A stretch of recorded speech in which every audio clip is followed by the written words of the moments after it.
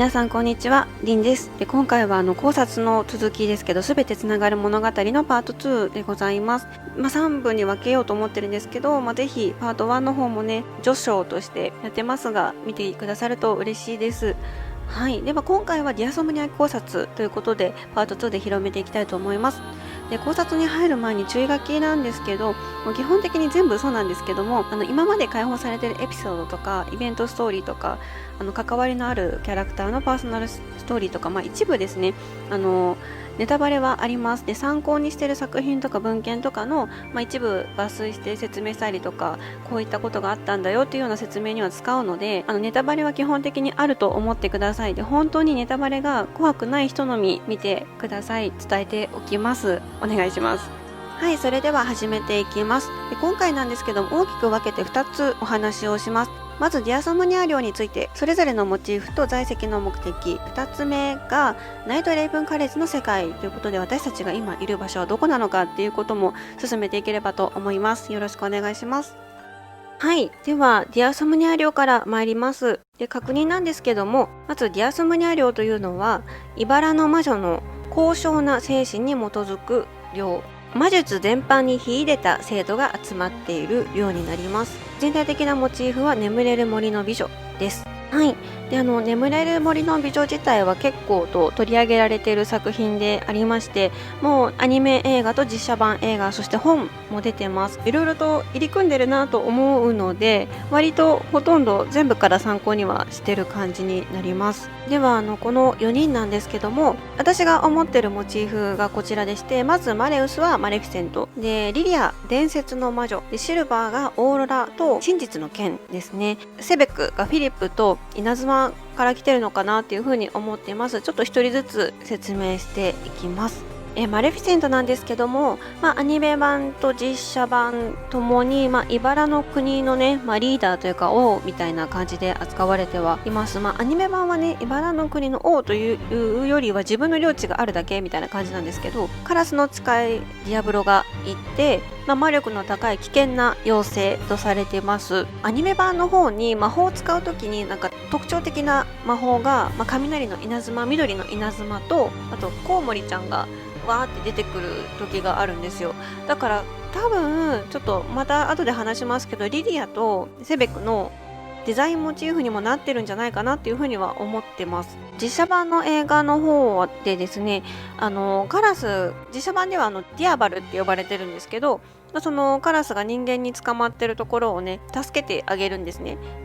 その時に人になれって言って魔法かけて人になってカラスを救うんですけど、それが後のね、ディアブロ的な役割をしていくようになります。まだね、ツイステのストーリーとかでもまだ見受けられないんですけど、一応実写の方では妖精は鉄でやけどするっていう風に言われてます。で鉄が弱点っていう風に言われていて、どうなんだろう、そういった気配はまだ見られないんですけど、もしかしたら今後そういったことが見られるのかなっていう風に思っていて、で手袋してるじゃないですか。で制服の方でも手袋をしていて、もしかしたら鉄対策なのかなっていう風に思ったりはしているんですけど、どうなんでしょうね。優しくしてあげてね優しくしてあげてね。オルトくん、兄さんを頼んだ。はいあんまり痛くしないであげてはい、で招待されないっていうのがね、オーロラ姫の誕生のお祝いパーティーに招待されなかったって時ですね。良き妖精の3人はね招待されているのに、私は招待してくれないのね、妖精なのにっていう感じのいじけっぷりでございます。本の方では伝説の魔女っていう方に拾われて育てられるっていう描写があります。でカラスの木の下に捨てられた捨て子だったんですね。でそれを拾ったのが伝説の魔女で、リリアかなって思ってるんですけど、でその学校になんで行ってるかなんですけど、本の方で学校に行きたいって言うんですよ。でそんなに魔力高いのに必要ないじゃないって言われるんですけど、学校に行きたい理由が人の願いを叶える妖精になりたいっていうことを言い出して、私も良き妖精、優しい妖精になりたいっていうふうに本では言い出すんですね。それで、学校に行くことになります。これちょっとグルービー化のセリフのちょっとネタバレになるんですけど、すいません、大丈夫ですかね。R の制服の方のグルービー化でセリフに人間のことをもっとよく知らなければっていうセリフがあって、すごく人間のことを知りたいというか、ちゃんと人間の国と茨の国の間を取り持とうとしている様子が伺えますので、なんかその人の願いを叶える妖精になりたいと、その人の願いを叶える妖精になるためには試験をクリアしないといけないというふうに本には書かれていて、結構高難易度な試験をクリアして、それがクリアできた妖精だけが願いを叶える妖精になれるとされています。でそれにマレフィセントはなりたいというふうに本には描写があります。でそのどういった試験かというと、不幸から救うことが最大の課題になっていて、本の中でマレフィセントに課される課題はグリムヒルデと白雪姫を両者どちらとも救うことです。一応その試験なので架空の世界にはなるんですけど、どうやってあなたは救いますかっていうような題材がマレフィセントに課される課題となります。もしかして試験中かなだったりしてとかちょっと思ったりはしています。またちょっと行ったり来たりで申し訳ないんですけど、実写版の映画の方では、オーロラ姫を呪いから救うのはマレフィセントです。決め手となったのは真実の愛なんですけども、その愛というのは恋愛とか恋人関係ではなく親子愛ですね。映画ですごく小さい時からマレフィセントオーロラのことを気にして、ちょっと一部育ての親みたいなところがあって、それに対しての愛が呪いから目を覚ますきっかけとなったっていう風にされています。でさらに実写版ではマレフィセントはドラゴンではなく、ルーツは不死鳥フェニックスという風にされていて、劇中で一回苦手な鉄の銃でオーロラがね人間との戦いに巻き込まれてしまった時に、そのオーロラをかばって鉄の銃で撃たれてしまって命を落としてしまうシーンがあるんですけども、黒きフェニックスとなって降臨して蘇るシーンがあったりします。ただドラコニアっていう名前でもうドラゴンって言われてるので、どうなんでしょう。一応ドラゴンなのかなとは思うんですけど、もしかしたら今後関わってくるかもしれないですね。はい、そんなマレフィセントですが、しつけのされてない猫が嫌いだそうです。続いてリリアちゃん行きましょう。ちらちらっとねマリウスのとこでも話してはいたんですけども、伝説の魔女は本の中で出てくる人物でございまして、カラスの木の下に捨てられていたマレフィセントを育てる人でございます。でオーロラも一緒に育ててます。伝説の魔女なんですけども、魔力の高い高位な妖精、さらにはとっても長く生きている人物、そして何度か生き返ってたまに記憶をなくすほど生きている人で、いつかは剣を振るって城を守ったこともあったなんて描写もあったりしますので、シルバー君がね、今は一線を退かれているが何度も戦火に身を投じ勲章まで授けられた戦士だと言っているので、あなた絶対そうでしょって私は思ってるんですけど、伝説の魔女かなと思ってます。マレフィセントの魔法でコウモリちゃんをバーって出す時のがデザインモチーフになってるのかなっていうふうに思います。あとバンルージュってお名前なんですけど、バンルージュ赤ワインかな、フランス語で、でなんとなくヴァンパイアっぽい感じもして、多分これデザイン要素だと思うんですけど、ヴァンパイアではないと思うんですけど、デザイン要素としてそういった赤色とかでやってるのかなっていうふうに思います。私は実は理事長ってリリアちゃんじゃないかなっていうふうに思ってます。でその理由なんですけども、本の中で伝説の魔女はですね、学校の理事長をしてまして、で自分の学校にマレフィセントを通わせるっていうふうにしてるんですね。願いを叶える妖精になりたいっていうその思いを叶えるために自分が理事長を務める学校に通わせるっていう風なストーリーがあります。でナイトレーブンカレッジで使用している教科書、魔法師の教科書にリリアが載ってるっていう風に、教科書にリリアがあってマリウスが言うのかな、授業中のボイスであるんですけど、そういう風になってるので、もしかしたらありえるかなっていう風には思います。結構リリアちゃん流行り物とかが好きだったりとかで好奇心旺盛な感じではあったりするので、普通に学びたいのかなっていうのと、あと教師陣は基本呼び捨てリリア様にとってはね、4、50代もね、60歳もね、子供ですよ、ガキンチョですよ。そんな何百年も生きてる方からしたらね、もう50歳とか60歳とか赤ちゃんですよね。それかもしれないですけど、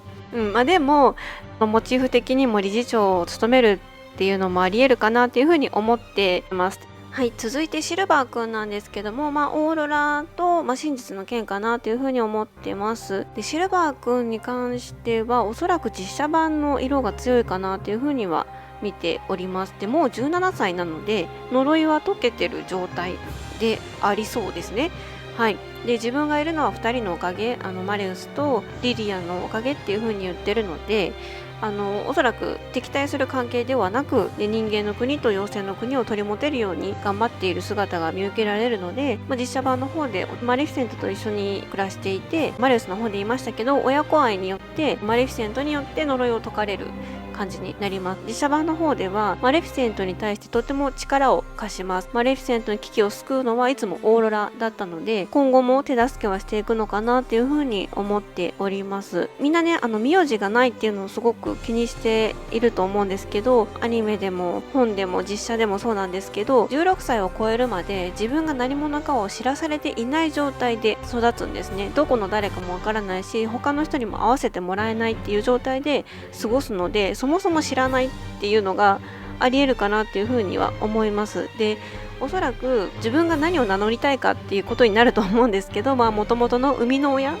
と育ての親が違うのかなって思うんですけど、生みの親の名を名乗るのか、それともバンルージュとかを名乗るのかっていうのはシルバーくん次第なのかなっていうふうには思いますね。で、あと真実の剣なんですけども、真実の剣はですね、アニメ版の方で出てきます。で、良き妖精たちによってフィリップ王子に授けられる剣なんですけども、おそらくツイステのディアソムニア勢の関係性を見ていると、真実の剣は映画とか作品の中ではヴィランを打ち倒すための剣にはなるんですけども、おそらくここではフィリップ・セベクの手助けとなる人物っていうことで、セベクを助ける役割、2人で協力するっていう役割になるんじゃないかなっていうふうには思ってます。だからマリウスを打つとかではなくて、セベクの助ける役割っていうところで、王子がね、実際王子の剣になって王子が剣を振るうことになるので、だから王子を助けるっていう意味の剣なのかなっていうふうには思ったりはしてます。協力の剣っていうか、支え合うための剣じゃないかなっていうふうには思ってます。妖精って鉄が苦手っていうふうに言ったんですけど、これは全然ツイステとか関係ない話になるんですけど、鉄と銀は別物なので、純銀製とか純金製の多分ものは使えるんじゃないかなっていうふうに思います。シルバーっていう名前ですけど、それは真実の剣にかけてるのかなっていうふうには思っております。はい。でですね、何度も眠くなる件についてなんですけども、これはまず一つはモチーフのオーロラが、眠り姫で、眠りの呪いをかけられるっていうところから、キャラクターのキャラ設定として用いてるっていうのも考えられますし、またこれはパート3でね、監督生についてと一緒に説明したいなと思ってるんですけども、本の中でね出てくる奇妙な三姉妹っていうすごく邪悪な魔女さんたちがいるんですけども、その方たちマレフィセントですとかグリムヒルデとかアーサラとかも引っかき回されるようなすごい強大な最悪な魔女でして、その魔女たちが本の中ではオーロラをねことごとく眠りの魔法、呪いが解けた後でも眠りの魔法で都合悪くなるとオーロラを眠りの魔法でかけて眠らせるっていうシーンが何度かあるんですね。なので多分眠くなるときは何かしら都合が悪い時なんじゃないかなっていうふうに思うんですよ。起きてて欲しくない時にその眠りの魔法でえいやって黒幕さんたちにやられてんのかなっていうふうには予想はしています。はい。で、先ほどもちらっと言いましたけど、真実の愛についてなんですけど、おそらくもうマレフィセントで結構ヒントがあって、で恋人関係だけじゃなくて、もう親子愛だったり家族愛だったり友情とかもっと大人っぽいもののことを指してるんじゃないかなっていうふうに思うんですね。おそらくディズニーのね最後の決め手となるのは真実の愛だったりするので、それが今後キーにはなってくると思うんですが、それは恋人関係だけじゃないと思います。はい。続いてセペクさんですね。なんですけども、フィリップ王子と、稲妻がモチーフかなっていうふうには思っております。マレフィセントがね、特徴的な魔法が稲妻、緑の稲妻なので、そこから取ってるのかなとは思っております。で、あとフィリップ王子なんですけども、アニメの方ではオーロラが夢で見た人物で、森で出会うんですけども、アニメ版と実写版ともにですね、すごくなんでしょう、可愛らしいと言いますか、どんくさいと言いますか、なんか常に人探しをしているような王子様でございまして、可愛いんですけど、ですね、まずアニメ版ではオーロラと出会って、また今夜この森で会いましょうという約束をするんですけども、約束通り森にね、フィリップ王子が森に訪ねた時はもうタイミングが悪くね、オーロラがお城に向かってしまった時でして、マレフィセントの手下に待ち伏せをされて捕まるというどんくささいやめっちゃ可愛いんですけど、でそれで最終的には真実の剣で、ドラゴンになったマレフィセントを撃つことにはなるんですけども、っていうのがアニメ版のフィリップ王子。こちらも実写版の方が強いかなとは思うんですけど、共通点としてはさっきもずっと言ってますけど、すごい可愛らしいなと思って、私もほっこりして好きなんですけど、本当にタイミング悪いし、本当にオーロラどこだいどこだいオーロラってずっとやってるんですけど私すごいなんか若様どこだみたいな、それにすごい被るなっていうか、ずっとなんかまっすぐなんだけどすごいどんくさくて、オーロラどこだいどこだいオーロラってやってるうちにマレフィセントが悪意があってやったわけではなくて、この子がオーロラの呪いを解く鍵になると思ったから、ちょっと力を貸してっていう意味で、ちょっと今は説明してる暇がないってことで一回眠らせて城に連れていくんですけども、今日森で会いましょうって、必ず会いに来るよっていう約束をしたから、森に戻ったらタイミングが悪くてオーロラはもういなくて、でかと思ったらマレフィセントに眠らされて城に連れて行かれるという王子らしからぬどんくささめちゃくちゃ可愛いですが、マレフィセント2の方では立派なね、国王の跡継ぎとして人間の国と妖精の国を一緒にね、お互いに助け合えるような同盟を結びたいというか、一緒に生存できるような世界にしたいという願いがありまして、でそれを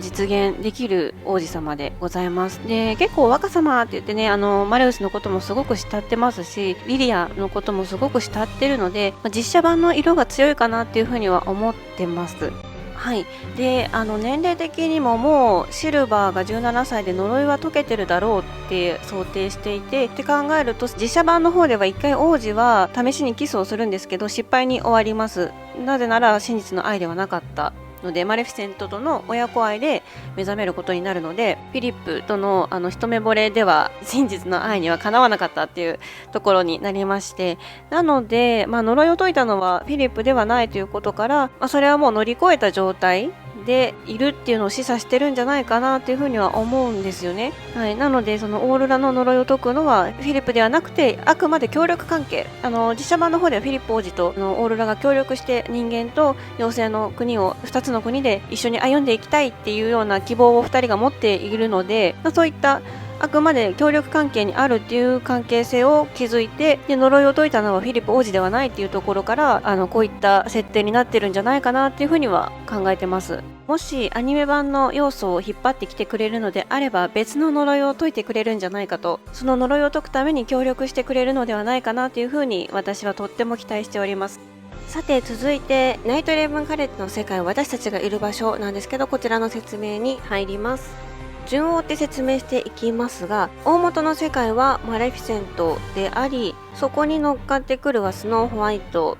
カラスの存在なんですけども、学園長はディアブロでありレイバンであると思ってます。なので主人はマレフィセント、学園の所有はグリムヒルデだと思ってます。でその理由なんですけども、本の中にですね、マレフィセントのみんなの知らない眠れる森の美女の中では、マレフィセントたちが住む世界では女王のグリムヒルデは罰として鏡の中に閉じ込められているっていう風な設定になっております。ただ鏡の中に閉じ込められていますが、その自分がしてしまった罰、犯してしまった罪を償うために鏡の中に封印しているっていう設定になってまして、狂気から解放されて鏡の中からからずっと白雪姫を守るために存在しているっていうように言われています。なので、鏡の中からね、みんなのことを守りたいと願っているのではないかなっていうふうに私は捉えています。はい。で、こちらあくまで私個人の視点です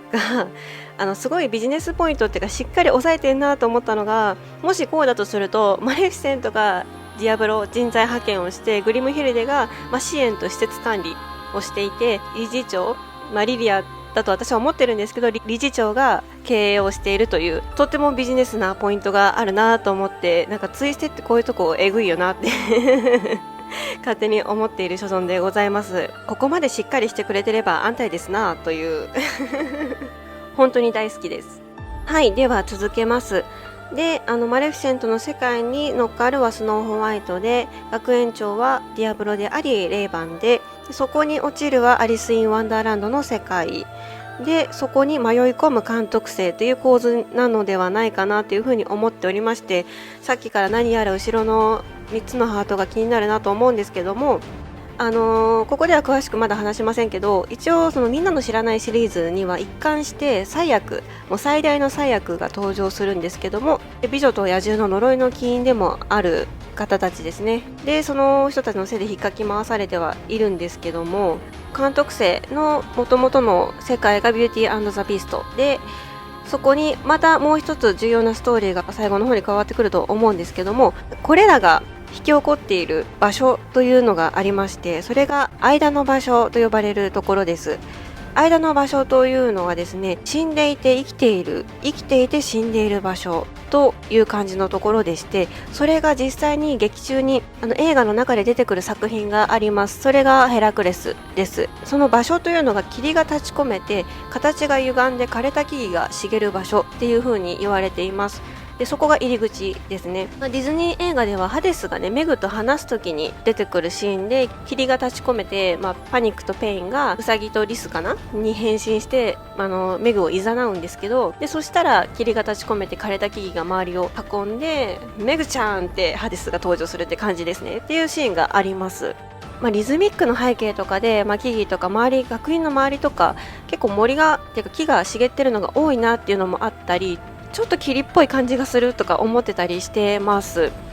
間の場所なんですけども、ここに自由に行き来できるのがカラスと言われています。で、また魔力が高い人が休憩しに来る場所で、憩いの場所でもあります。蘇りの可能性を十分に持っている場所。世とはまた別のところの世界にはなります。第4章のゴーストたちの発言を思い出してほしいんですけども、ゴーストの中にも世へ戻って家族と過ごすやつもいるぜと、そのままこっちに戻ってこないやつもいるけどなっていう風な会話がありましたよね。なので、世とこっちがあるんだっていうことはまず分かりました。はい。そこからも間の場所に私たちは今いるんじゃないかなっていうふうに捉えています。で、間の場所では善と悪が曖昧な世界というふうに本の中では言われております。また、その間の場所で、入り口はさっき言ったみたいに枯れた木々で霧が立ち込めるところが間の場所の入り口にはなるんですが、その内部っていうのは自分たちの好きな場所に見えるっていう風に本に記載がありまして、だからこそ癒しの場にもなるんですけど、おそらく自分たちの生活の基盤である学園が間の場所に存在しているのもそのためかなっていう風には思ってます。なのでまとめるとこういう感じ。現世、生きてる場所があって、間の場所があって、世があるんじゃないかなっていうふうに思っていて、で、私たちが今いるのは間の場所で、この世界が繰り広げられているのではないかなっていうふうには思ってます。そこをつなぐは魔法の鏡で、そこに自由に行き来できる人たちがいるっていうような構図になってるんじゃないかなっていうふうには思ってます。間の場所には一部のグレートセブンも存在していると本の中ではあって、もしかしてご本人登場もあり得るのかなって少し期待したりとかもしちゃってますね。はい。そしてオンボロ領なんですけども、私ここ実はマレウスたちの住処なんじゃないかなと思って、現世ではマレウスたちが団らんを過ごしている場所なのではないかと思っています。で、間の場所は魔力が高い人は結構自由に行き来ができて、羽を休めに来るというか、休む場所の憩いの場でもあるので、たまに疲れたマレウスとかリリアがそこに間の場所に降りてきてお休みをしている、時々探すシルバーとセベクっていう感じの構図になってるのかなと思ってまして、だから待ち伏せしてるんじゃなくて、彼らは単純にお家に帰っているだけでで監督生が自分の、オンボロ寮に帰るとそこにいるんじゃないかなっていうふうに思ってます。でですね、これ私監督生のモチーフについては、次のパートでちゃんと話すんですけども、キルケがモチーフなのかなっていうふうには思ってるんですけども、もしそうであれば監督生のねモチーフのキルケちゃんは結構マレフィセントのお家にねお邪魔することが多めなキャラなんですね。ちゃんと間の場所に落ちてしまう理由も持っていて、美女と野獣とも深く関わる人物です。でそのマレフィセントのお家にお邪魔する目的なんですけども、それは鏡を通して世界を見ることなんですね。マレフィセントたちの住処というか一つの館には鏡の部屋というところがあって、無数の鏡があって、過去と現在異世界に行き来できるお部屋が存在します。でその鏡を見せてほしいからキルケちゃんはお邪魔しに行くっていうような記述が本の中にはあります。なので私たちはバンルーシュ家の団らんにお邪魔してるっていう状態なんじゃないかなっていうふうに思ってまして、はい、どうでしょう。最終的に可愛くなっちゃったんですけど、どうですかね。私は燃えますということでここのパートは以上になるんですけども、いろいろとねパート3でもまたいろんなお話をしなきゃなと思ってます。でオープニングで気になるシーンもあったりして、で最初のね図書室っていうか本と、あとグリムとかオーバーブロッドとか白雪姫の存在もやっぱり後々出てくるんじゃないかなって、第5章でチェイナと同じみたいにちらっと出てくるんじゃないかなって思ったりはしてます。でやっぱりイバラと糸車、ディアソムニアを連想とさせる描写と、で最後は、現世と間を行き来するカラスなのかなっていうふうには見ております。結構キーにはなってくるかなって思ってます。結末にもう一つの重要なストーリーがあるっていうふうには言ってるんですけど、それとの関わりとかもねすごく深く関わるので大事にはなってくると思います。で最後なんですが、キルケちゃんとっても重大な選択肢を迫られるんですね。でその選択が世界を変える鍵になります。だから選択肢が設けられてるんじゃないかなって、ツイステのゲームに選択肢があるんじゃないかなっていうふうに私は思ってるんですね。ただこのキルケちゃんっていう人物、もし監督生がそうであればベルよりも女神です。途中間ピリピリっとねちょっとビターな部分はあるにせよ、最終的にはとってもベルよりも女神になってみんなを助けられる存在でもあるので、私は本当にその子であってほしいと願っております。